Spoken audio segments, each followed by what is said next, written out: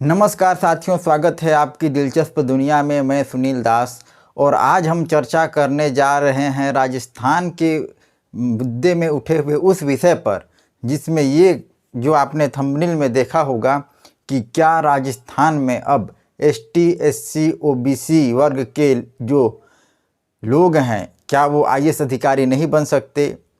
तो मामला कुछ इस तरीके के सामने आता है कि अभी राजस्थान में कुछ ऐसा ही घटना घटा है जिसके कारण ये जो थंबनेल आपने देखा होगा बिल्कुल सटीक बैठता है, क्योंकि राजस्थान में अभी ये हुआ कि इसमें अभी जो 4 पद थे राजस्थान कैडर में वो आईएएस के थे और इसमें आईएएस अधिकारियों का सिलेक्शन होना था।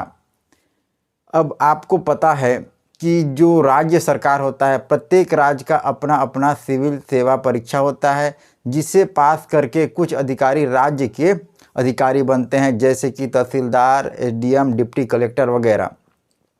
तो इन्हीं में से कुछ लोगों का प्रमोशन होता है जो आईएएस अधिकारी बनते हैं। राजस्थान में कुल 18 अधिकारी जो इसी तरीके के थे जिनका अभी प्रमोशन होना था, उसमें से 14 अधिकारी एसटी, एससी और ओबीसी वर्ग के मिला के थे और 4 जो थे वो सवर्ण वर्ग से आते थे। अब हुआ ये कि जो प्रमोशन लिस्ट था इसमें से जो 4 सवर्ण कैटेगरी से आने वाले जो अधिकारी थे उनको आईएएस बना दिया गया, जबकि एसटी, एससी, ओबीसी वर्ग के जो योग्य उम्मीदवार थे उन्हें कोई पद मिला ही नहीं। इसलिए ये बवाल अभी राजस्थान में चल रहा है कि क्या एसटी, एससी, ओबीसी वर्ग के लोग आईएएस नहीं बन पाएंगे क्या। अभी हुआ ये कि राज्य के जो मुख्य सचिव हैं उन्होंने एक चयन समिति गठित की और उसमें से केवल सवर्ण वर्ग के 4 लोगों को अधिकारी चयनित कर दिया गया। तो इस विषय का राजस्थान में पूरा विरोध हो रहा है, सरकार के खिलाफ विरोध हो रहा है। राजस्थान में एक संस्था है ट्राइबल आर्मी, जिसका काम सामाजिक न्याय के लिए करना है। इसके संस्थापक है हंसराज मीणा।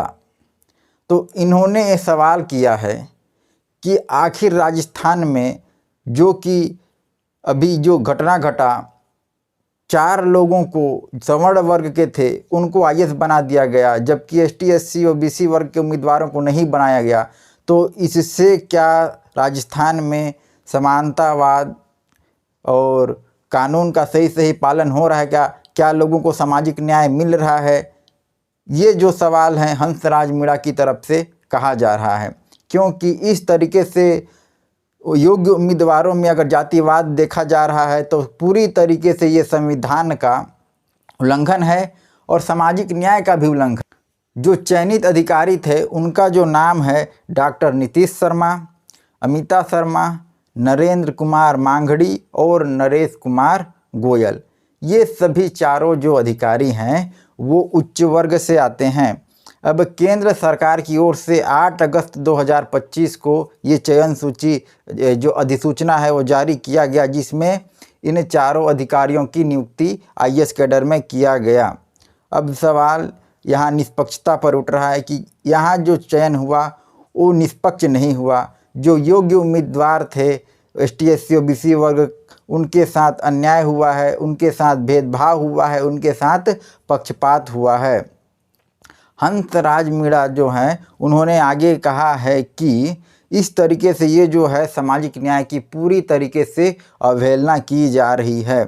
इसके लिए उन्होंने राजस्थान के जो मुख्यमंत्री हैं भजन लाल शर्मा, उनको भी एक पत्र लिखा है कि इस पर वो जवाब दें और यदि वो जवाब नहीं दे सकते तो उन्हें पद से इस्तीफा देना पड़ेगा। अब इस पर कांग्रेस कहाँ पीछे रह सकती है? कांग्रेस ने भी अपना पर्चा खोल दिया। कांग्रेस के जो अध्यक्ष हैं गोविंद सिंह डोटासरा, ये राजस्थान में कांग्रेस के अध्यक्ष हैं। उन्होंने कहा कि देखिए किस तरीके से जो चयन समिति है वो चयन में जातिवाद लेके आ रही है। उनका कहना ये है कि राहुल गांधी जी ने इसीलिए जाति जनगणना करवाया ताकि लोगों को सामाजिक न्याय मिल सके। अगर ये ऐसा नहीं हो पाता है तो उच्च वर्ग के लोग तो हमेशा एसटी, एससी, ओबीसी को दबाते ही रहेंगे। अब इसमें देखिए उनका कहना ये है कि जब ये चयन हो रहा था तो सरकार की नज़रें कहाँ थी? आखिर सरकार को जब वोट मिला तो सभी वर्गों का वोट मिला, उसके बाद केवल एक वर्ग के अधिकारियों को ही उच्च पद पर क्यों भेजा जा रहा है, जबकि बाकी 14 जो अधिकारी हैं वो योग्य थे, 14 उम्मीदवार योग्य उम्मीदवार हैं, उनको अनदेखा करते हुए इन्हें ऊंचे पद पर भेजा जा रहा है। ये मामला कुछ समझ में नहीं आ रहा है। वैसे अभी एक जो मुद्दा चल रहा है सुप्रीम कोर्ट में, जहां ST/SC का जो आरक्षण है वो क्रीमी लेयर के आधार पर होगा, यानी कि जो आर्थिक रूप से संपन्न हैं उन्हें ST/SC का आरक्षण से हटा दिया जाएगा, वंचित कर दिया जाएगा क्रीमी लेयर के आधार पर। ये सब आपको जानकारी में है।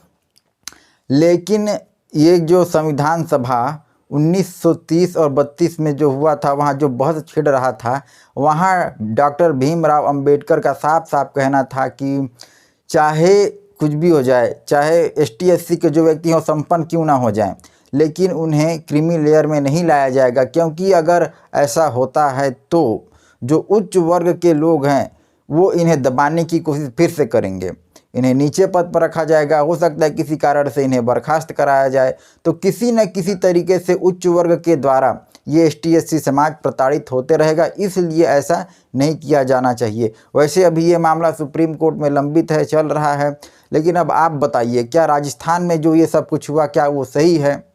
क्या जब उम्मीदवार जो योग्य थे वो थे सामने में, तो उनमें से किसी का भी प्रमोशन नहीं हुआ, केवल उच्च वर्ग के लोगों का?